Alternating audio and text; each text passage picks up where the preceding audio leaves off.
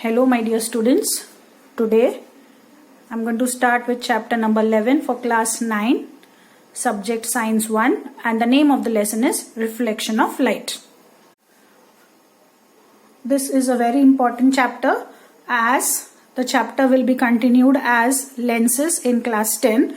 Therefore, we need to have a basic information or basic knowledge about spherical mirrors before we learn lenses in class 10. So the topics that we are going to cover in this chapter are mirror and types of mirrors, that is plane and spherical mirrors. We will study different terms related to spherical mirrors. Two important topics that we are going to cover are rules for drawing ray diagrams in case of spherical mirrors and the ray diagrams. Then uses of concave and convex mirrors. Cartesian sign conventions is another important topic. Mirror formula, magnification due to spherical mirrors, and finally we will solve numericals. In order to understand reflection of light, first we must know what is meant by light. So what is light? Light is a form of energy. It is electromagnetic radiation which causes the sensation of vision. Now what is meant by electromagnetic radiation? In physics, electromagnetic radiation or ER, or also called as EMR, refers to a form of energy that is present all around us, and it takes many forms such as radio waves, microwaves, X-rays and gamma rays. This radiations or this form of energy does not contain either mass or charge, but it travels in the form of packets of radiant energy which is called as photons. So light is electromagnetic radiation, and light gives us the sensation of vision. We have already studied that when a beam of light is incident on a surface, what happens to that beam of light? A part of the light turns back into the same medium. The part of light which returns back into the same medium is called as the reflected light. So let us say that this is just a single ray of light which is falling on a surface. So what will happen after falling on the surface? This ray of light will return back in the same medium, and this turning back of the rays of light into the same medium after it falls on the surface is called as reflection of light. So you can see the definition of reflection of light. The turning back of rays of light after falling on a surface is called as reflection of light. Some basic terms which we have already completed in standard 8th. The ray of light which falls on the surface is called as the incident ray. The point at which the ray of light falls on the surface is called as the point of incidence. The perpendicular which is drawn to the surface at the point of incidence is called as the normal. When a ray of light falls on the surface, it turns back. This ray, after turning back or after reflection, is called as the reflected ray. An angle is formed between the incident ray and the normal. This angle is called as the angle of incidence. An angle is formed between the reflected ray and the normal, and this angle is called as the angle of reflection. It is because of reflection of light that we can see objects around us.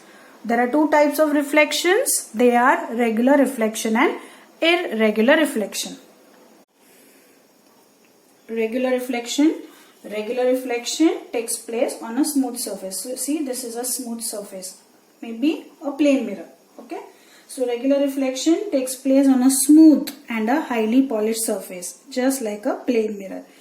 In this case, if there is a parallel beam of light. Now what is meant by beam of light? A beam of light means a group of light rays which are produced from a light source. So you can see these are a group of light rays which are coming out from a source, and these group of light rays, or in simple words or in single word I can say a beam of light.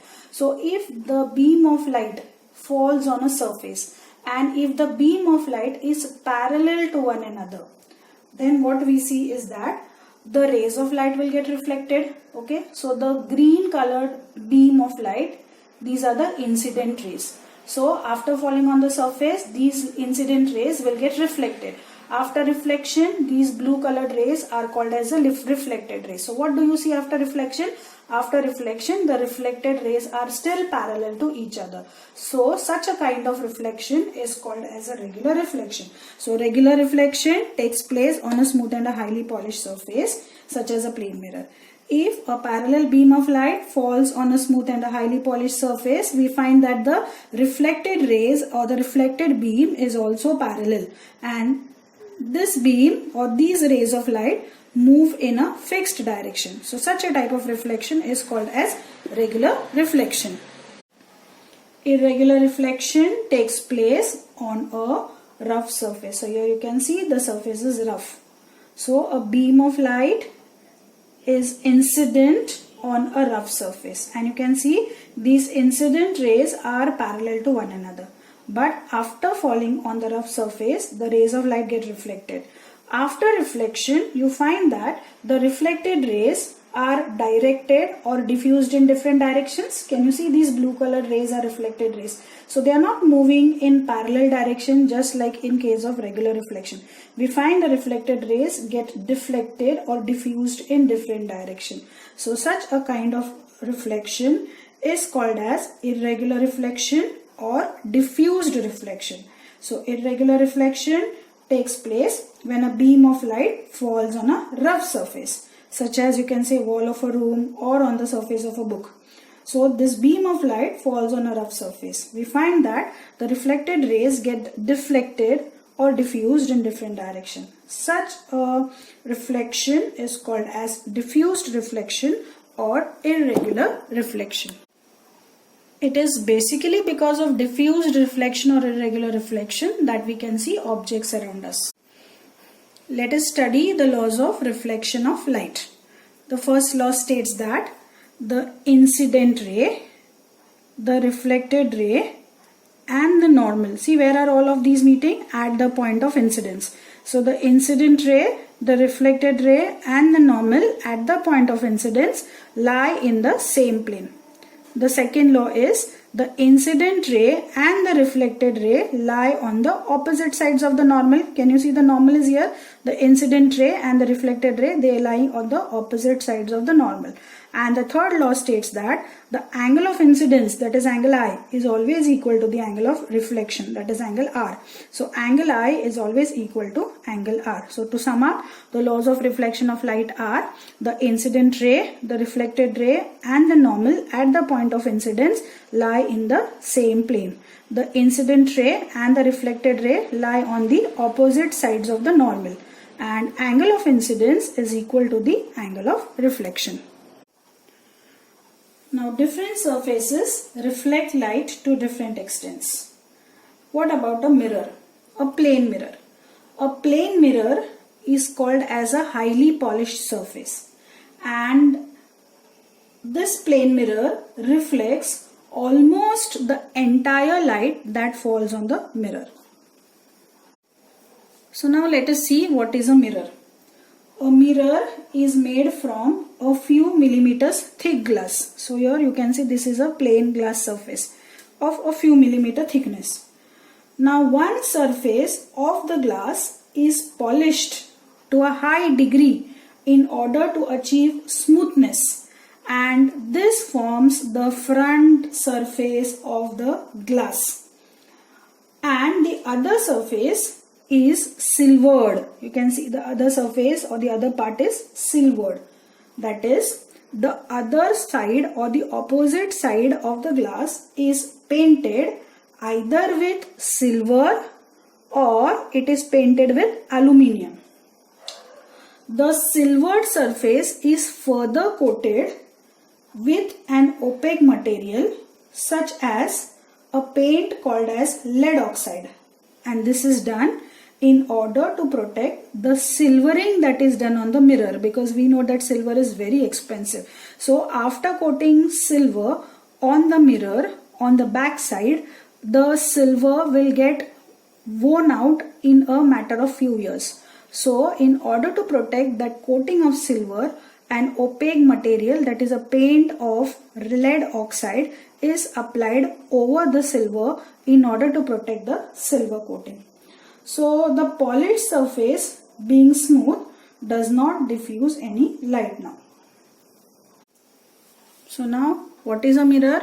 A mirror is a surface which reflects light. Which surface will reflect light? The polished surface where we can see our images.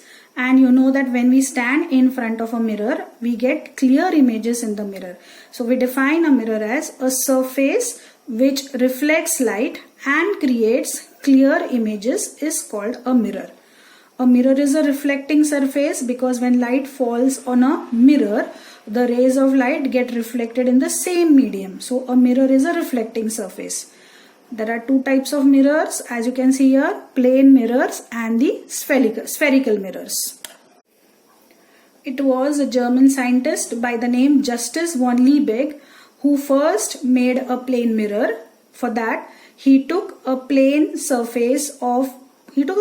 ordinary glass and he coated the surface of the ordinary glass with silver metal, and that gave rise to a first mirror. This mirror, which was created by Justus von Liebig, is called as silvered glass mirror. Why? Because the ordinary glass was coated with silver metal from one side. Let us study image of a point object in a plane mirror. So in the figure, MM1 is a plane mirror. In front of this plane mirror MM1 is placed a point object O. Now from the object O, many rays of light will travel in all directions. But I want to show image formation for this particular object O.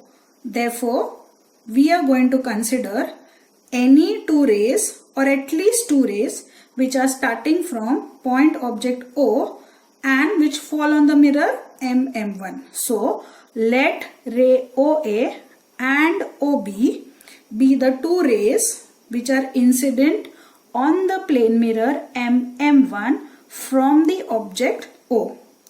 As per the laws of reflection, the incident rays OA and OB will get reflected.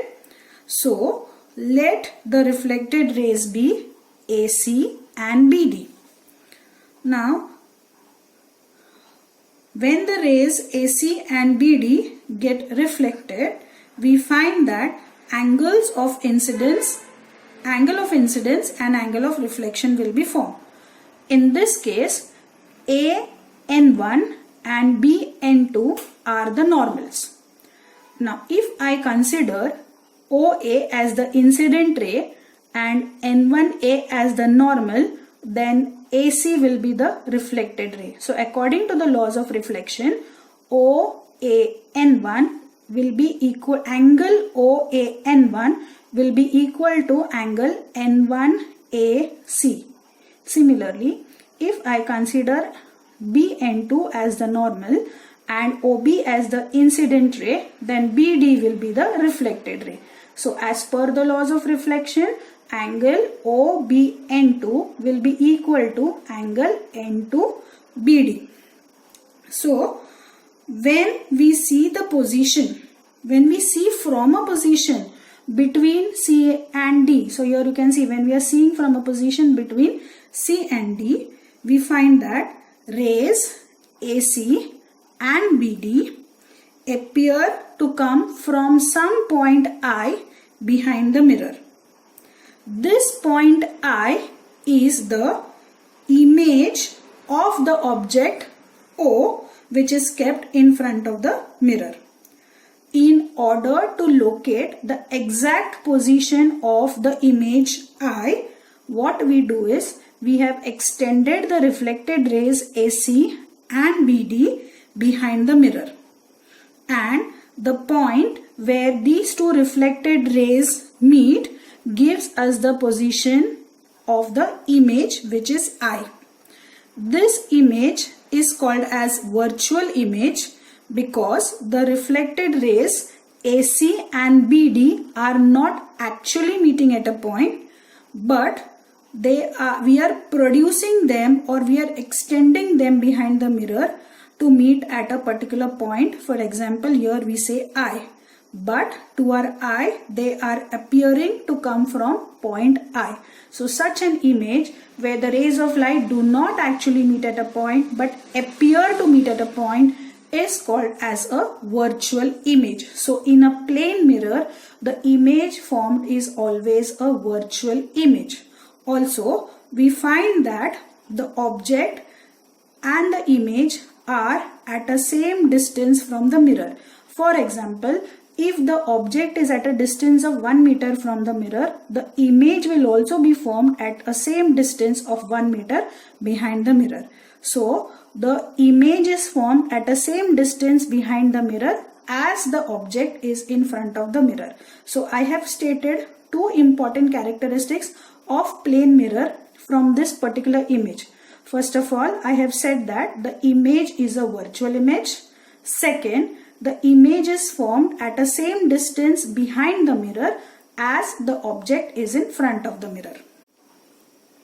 Now, what about image formation of an extended object in case of a plane mirror? Now, if we use an extended object instead of a point source, for example, I have shown a pen as an extended object, then image is formed of each and every point of the source, thereby an extended image of the whole source or the whole object will be formed behind the mirror. So in the given image you can see an extended source, for example I said a pen, and it is kept in front of the mirror. Say the mirror is M1, M2. The images of the end point, say this point is P, the image of this point will be P dash. Suppose this is point Q, the image of the point Q will be Q dash. So the images of P and Q will be formed respectively. Similarly, images of all the points which are between P and Q will be formed between the points P dash and Q dash behind the mirror, and this will give rise to an image P dash Q dash of the extended source of light. Now another important thing that we can learn from this particular image is that the image which is formed by a plane mirror is always of the same size as that of the object, isn't it? A pen is kept in front of the mirror. You can see the image of that pen in front of the mirror. The size of the pen is exactly same as that of the image. When you stand in front of the plane mirror, you will find that the image formed will be same size as that of your height. Okay, so the third very important characteristic of image formation in case of a plane mirror is that in a plane mirror the size of the image is same as that of the object. In our daily experience, when we look into the mirror, we notice that the right hand appears to be the left hand in the image, isn't it? Look at the image here. So this interchange of the left and right side is called as lateral inversion. So what is lateral inversion? When we stand in front of a plane mirror, the right hand appears to be the left hand in the image and the left hand appears to be the right hand in the image. This interchange of sides in a plane mirror is called as lateral inversion, and the image is said to be laterally inverted. For example, you must have seen when we read the word ambulance from outside, which is written on the ambulance, then we find that the letters appear to be laterally inverted. Similarly, when we read the word police, which is written on the police van, the letters are laterally inverted. So let us sum up all the points that I discussed with you regarding characteristics of image formed in a plane mirror. First, the image is formed behind the mirror. Second, the image is of the same size as that of the object. Third, the image is virtual and erect. I missed out this point. The image is erect. सीधा होता है image. The image is laterally inverted, and the image is formed far behind the mirror as the object is in front of the mirror. What is the meaning of this last point? That if the object is standing at a distance of 1 meter in front of the mirror, then the image will be formed at a distance of 1 meter behind the mirror. Okay, so this is another important topic, characteristics of image formed in a plane mirror. So now that we have learned what is a virtual image, we must also know what is a real image. in a real image, the rays of light start from the object. The rays of light get reflected, and after reflection, the rays of light meet at one point. So, such an image where the rays of light actually intersect at one point is called as a real image. So you can see in the points that I've mentioned for real image, a real image is formed due to actual intersection of the reflected rays. See, these are the incident rays which are starting from the object. These rays of light are getting reflected. So these are the reflected rays. After reflection, the rays of light are meeting at one point. But what happens in a virtual image? In a virtual image, the virtual image will be formed when the reflected rays will appear to meet at a point here. You can see the rays of light. These are the incident rays of light. The rays of light are getting reflected, and these rays of light, reflected rays of light, are produced backwards behind the mirror so that the image will be formed behind the mirror. So a virtual image is formed when the reflected rays meet at a point when they are produced backwards. You can see a real image can be obtained on a screen, but a virtual image cannot be obtained on a screen. A real image is always inverted with respect to the object, whereas a virtual image is always erect with respect to the object. Now let us see how many images will be formed if two mirrors are kept inclined to one another. Now when an object is kept between two plane mirrors which are inclined at some angle, so here you can see there are two mirrors in each case which are kept inclined at some angle with each other. So if we keep an object between two inclined plane mirrors, then we get many images in of that object. This is because the light rays after reflection from one mirror fall on the other mirror. So the image which is formed by the first mirror acts as an object for the second mirror. The number of images formed will depend upon the angle at which the two mirrors will be kept from each other. Now, if the two mirrors make an angle theta with each other and the object is placed between the two mirrors, then the number of images which is formed by the object is given by the formula n is equal to 360 degree upon a minus 1, where a refers to the angle which is actually maintained between the two inclined mirrors. So if the angle between the two mirrors, that is A, is 120 degree, so n will be is equal to 360 upon 120 minus 1. You calculate and see, you will get 2. That means when the angle between the two inclined mirrors is 120 degree, then two images will be formed. If the angle A between the two mirrors is 90 degree, then 360 upon 90 minus 1 will give me 3. So here you can see in the first image, here you can see 3 images are formed. That means the angle between the two mirrors is equal to 90 degree. Suppose if the angle A between the two mirrors is equal to 60 degree, then n will be is equal to 360 upon 60 minus 1, which is equal to 5. So 5 images will be formed if A is equal to 60. If A is 45 degree, then 360 upon 45 minus 1 will give me 7 images. If the angle between the two mirrors is 30 degree, then n will be is equal to 360 upon 30 minus 1, which is equal to 11 images of the object will be formed. So the angle at which the two mirrors will be inclined with each other will give rise to the number of images of that particular object which will be kept in front of the two inclined mirrors. And what is the formula to find out the number of images? N is equal to 360 degree upon A minus 1. Now what about the number of images which is formed in case of pairs of mirrors which are kept parallel to each other? For example, here you can see in the image, the mirrors are kept parallel to each other. We see such conditions in a barber shop where the mirrors are kept parallel to each other. In that case, we find that infinite number of images are formed.